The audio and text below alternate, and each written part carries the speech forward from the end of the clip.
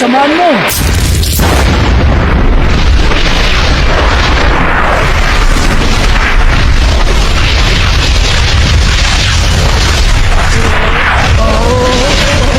Kailangan ko na tiisin to. Kailangan kong manalo. Kunti na lang. Eto na!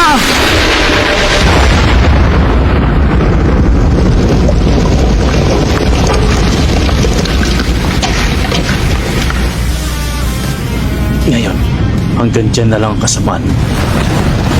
Pagbayaran mo ang lahat ng ginawa mo sa mga kasamahan ko, Pariston. Paano? Natalo niya si Pariston.